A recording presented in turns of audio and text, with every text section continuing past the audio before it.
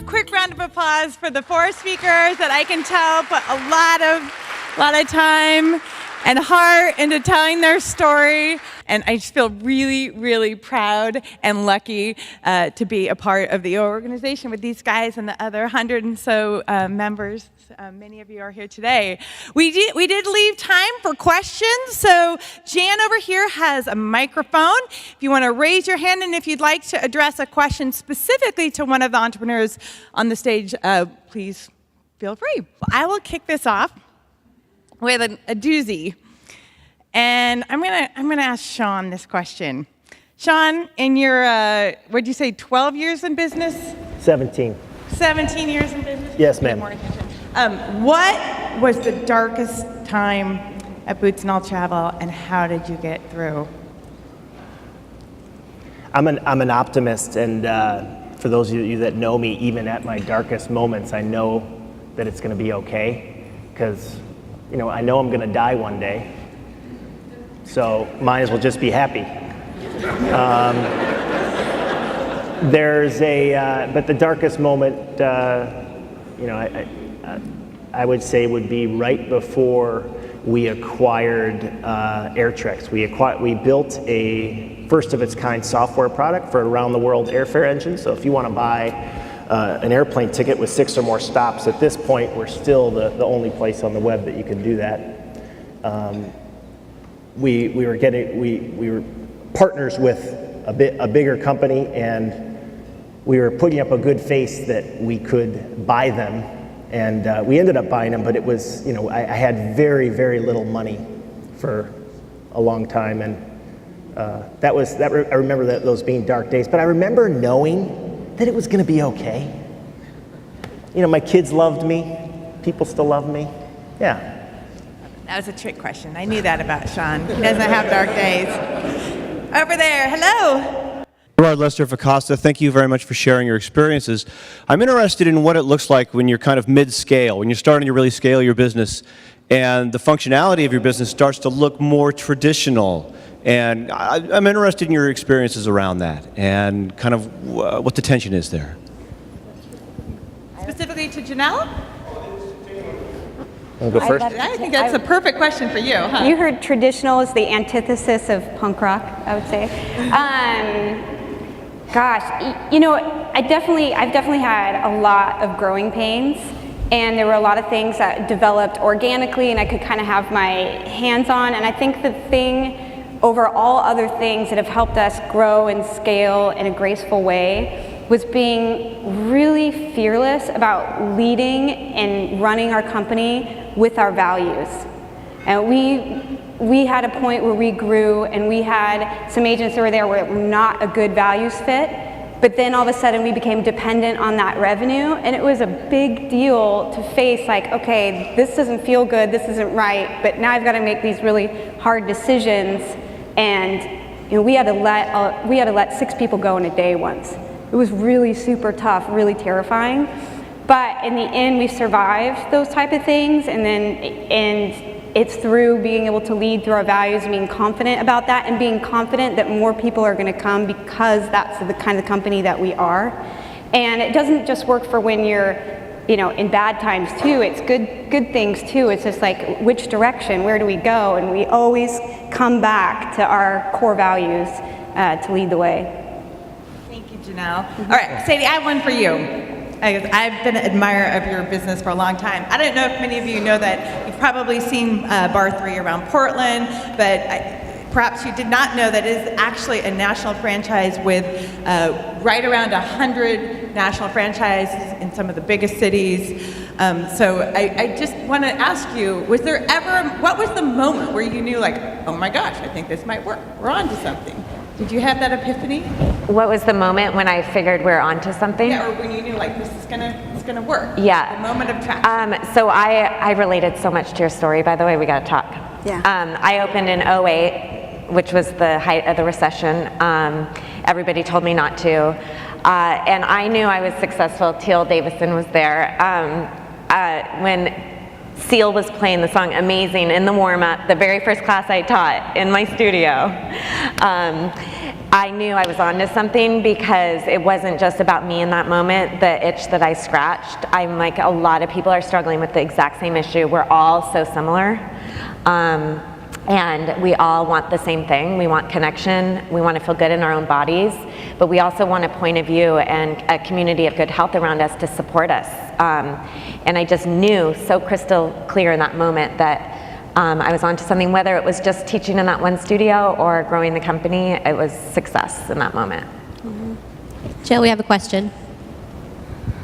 This is for Sadie. Sadie, you have so many of these businesses now. How did you decide to start, what were the criteria you used to start the second one, and then the third and the fourth and the fifth, and how is that, what have you learned from that? How has that changed over time? Yeah, well, the first, that was for me, right? Yeah. Okay. The first thing, my husband we're business partners, and we both knew right away that we wanted to franchise. That was something we became clear about because of our values of empowering someone, very analogous to the class. Like, we have a point of view, we have a thoughtful approach, but then it's really about the individual owning that experience and inserting themselves fully into it. That's where transformation happens, in the body and in a class, but that's very true for business too. And I took that kind of on-the-mat experience in Bar 3 to the business side, and you know what, let's create a model for people out there, entrepreneurs out there, because we have wisdom in the fitness industry, but let's empower them as individuals to insert themselves. It's an owner-operated model, meaning they represent the product. They don't just do it as a business and hire people who do. Let's empower them to make it their own, so it's true to their community and who they are. And the franchise model really supported that value. So right away after opening our first studio, we wrote a business plan before the first studio with that in mind. We did have that thought.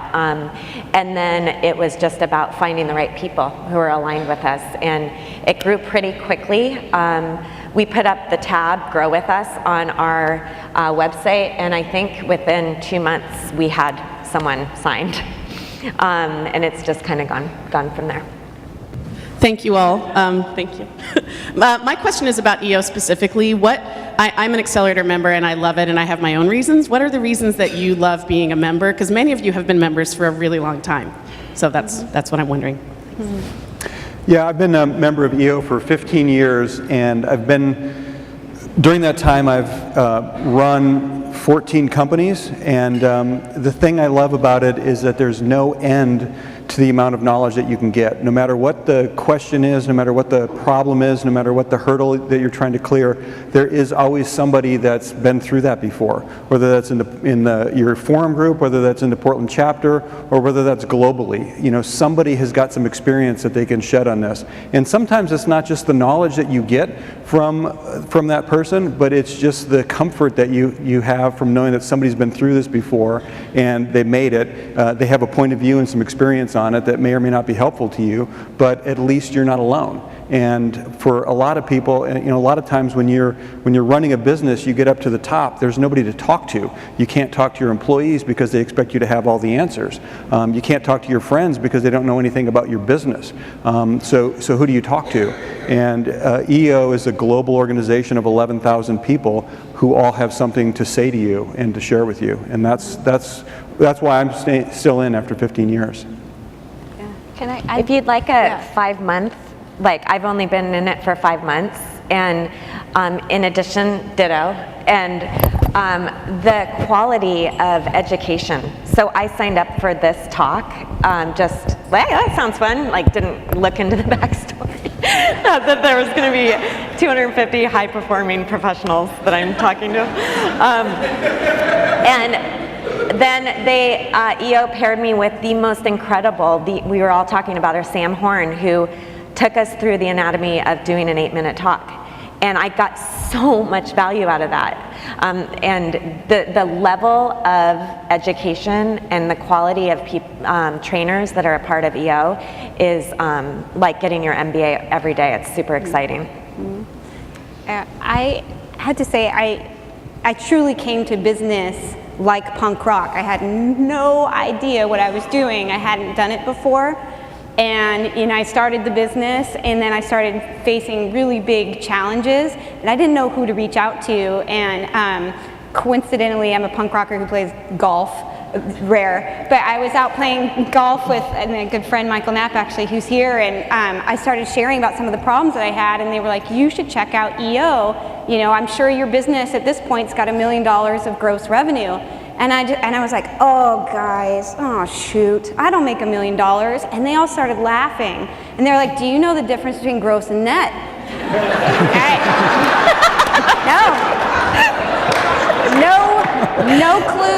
No clue. I just gave a presentation 3 weeks ago, and I was like, and then on this line is BS and people. I don't know what this bullshit thing is. They're like, and the guy was like, it's balance sheet.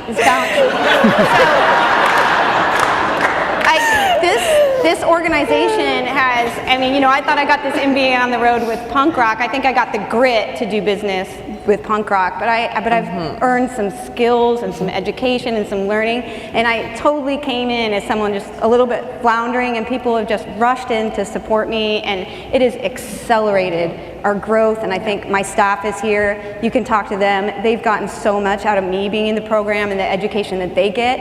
And then most of all, you should talk to my sweetheart Lucas, because he is so relieved he doesn't have to listen to me talk about business all the time now at home. So it's really for the whole family and for myself and for my organization. John, would you like I would just retweet what they said. I don't have anything new to add. Seriously, they said it. So just to be cognizant of time. You asked the loaded question. I think many of us that have been in EO, we get this it just is just such a savior and such a game changer for us all that you ask us that one question and we won't stop talking, and people ask if we're part of a cult or we're a multi-level channel marketing something, and we get out of it, but really we just feel so passionate about what it's done for us that we want to share it with other people. Okay, so part of EO, one of the benefits you get put in a forum, which is kind of like a non-official advisory board that you meet once a month, and you get to talk about everything that's going on with your business. And I did not meet Bill in the early years of my EO adventure. I actually was in forum with his brother, and they were in business together. So I knew the story of Bill before I met Bill. Perhaps you could share a little bit for those of you that are in business with family members, and being a business advisory person, what would you impart on us all here? Yeah, I think I work with a lot of family-owned businesses, and a lot of people start businesses with all the resources they have, and sometimes all the resources they have is just their family.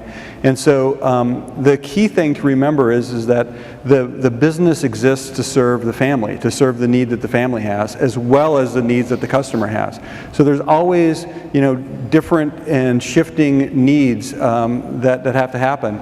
And if you can keep in mind that this is a values-based organization, that we're in this because we want to make our world better, we want to make other people's worlds better, that's common ground. Everybody can agree on that. So, I think Jill will tell you my brother and I are completely opposite sort of personalities in many ways, but we could always agree on the purposes and the values and the visions that we shared, and we could always solve, a business problem, somewhat unorthodox sometimes, but I don't know very many people who have solved business disputes with a snowmobile race, but I have, and I lost, but that was fair. That's the method we used. But whatever works for your company works for your company because it's consistent with your values, and when people are open and honest about that, then that gives a platform to discuss that with other people, inside the company or outside the company. Hey, this is who we are, this is what we believe, this is why we're doing this, and so this is why we're going to make a decision that way. And customers respond to it, employees respond to it, and investors, purchasers, respond to it. I want to thank you all again for coming. I would also like to thank our strategic partners that are actually listed on your program today. We would not be able to engage in all this just amazing learning and opportunity without their support. I want to thank our 4 speakers, not just for being here today, but for really, really putting everything you had to bring it, and you guys just, I was very, very impressed. For those of you that would like to stick around for the test drive, just stick around. We'll get going in just shy of a half an hour, and the rest of you, I wish you all a wonderful day, and thank you again for coming.